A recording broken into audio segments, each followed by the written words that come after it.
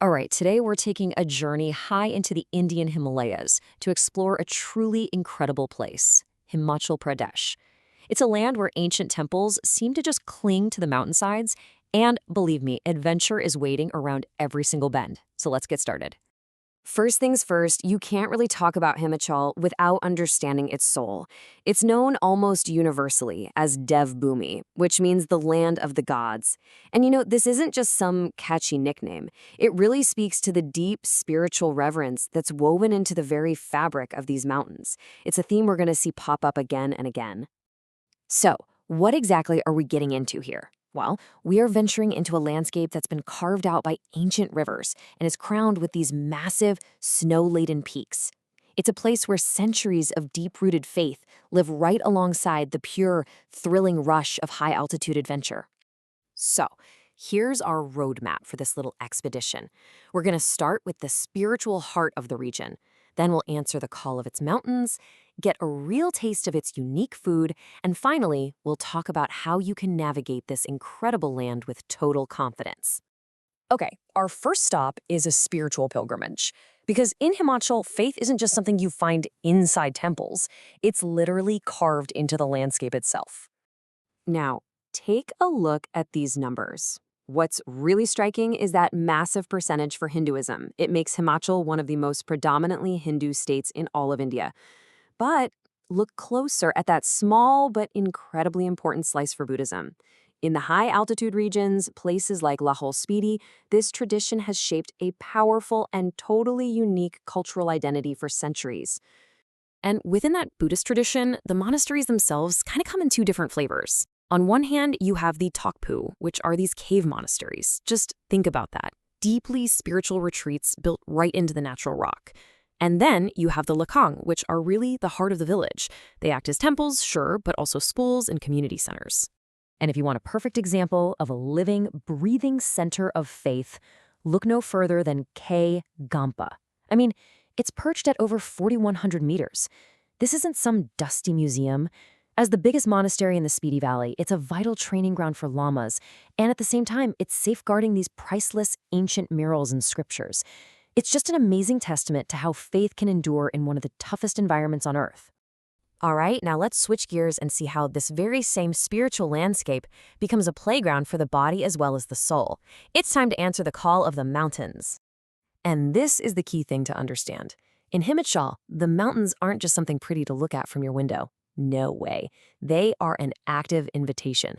The trails that wind through these valleys and up over these passes are a call to adventure, a call to push your limits and see a kind of beauty that you can only earn with your own 2 feet. And that invitation is open to absolutely everyone. Seriously. For beginners, the Trianda Trek is perfect. It offers a stunning reward for just a day or 2 of effort. If you're looking for a bit more of a challenge, the Hamta Pass Trek will take you across these breathtakingly diverse landscapes over 4 or 5 days. And then, for the seasoned mountaineers, you've got the Pin Parvati Pass. That's an epic 10-day expedition that takes you all the way from the lush Parvati Valley into the stark, high-altitude desert of Spiti. Of course, with trekking, timing is everything. April to June is really prime time. The snow has melted and the wildflowers are just everywhere. The monsoon season from July to August makes everything incredibly green and lush, but you do have to be cautious about landslides. For those crystal clear blue skies, September and October are absolutely perfect. And for the really hardcore folks, a few trails actually stay open for snow treks right in the middle of winter. After all that trekking, you are definitely going to be hungry. So let's dive into our third section, a taste of Himachal, and explore the unique flavors that were born from this rugged land. Okay, so at the very heart of Himachali food culture is the dam, and this is so much more than just a meal. It's a traditional community feast. It's prepared by a special group of hereditary chefs called bodhis, and what's really fascinating is that the menu for a dam in one valley will be completely different from a dam in the next valley over. So let's walk through an example. In a typical chamba dam, you'd start off simply with rice and some green lentils. Then comes the star of the show, madra, which is this rich, yogurt-based curry with legumes. And finally, the feast kind of winds down with kutta, a sweet and sour sauce, and then mitta, a sweetened rice dessert that's garnished with dry fruits. It's a whole culinary journey on one plate.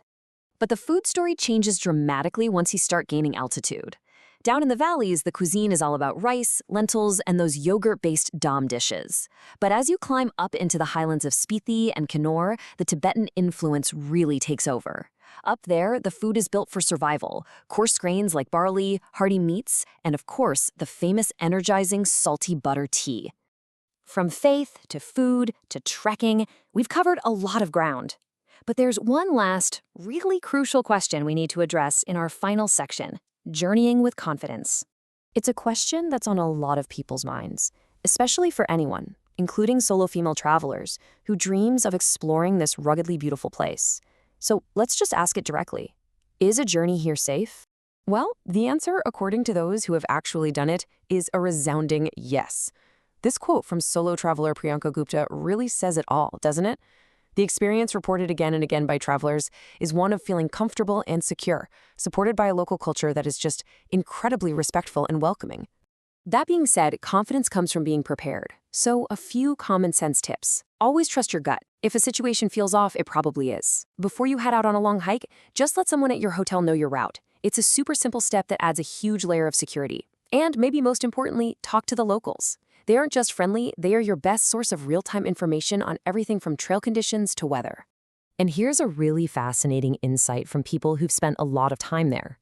Unlike many other places, in Himachal, being remote often means you're even safer. The further out you venture, the more you find these close-knit, community-focused villages where people really do look out for one another, and for you. So, as we've seen, Himachal Pradesh is just this land of incredible contrasts.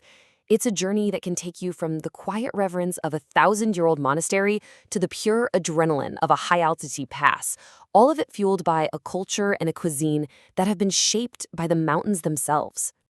So we've explored the what, the where, and the how of this Himalayan state. But really, the most important question is the one that only you can answer. In this land of the gods, what personal discovery is waiting there for you?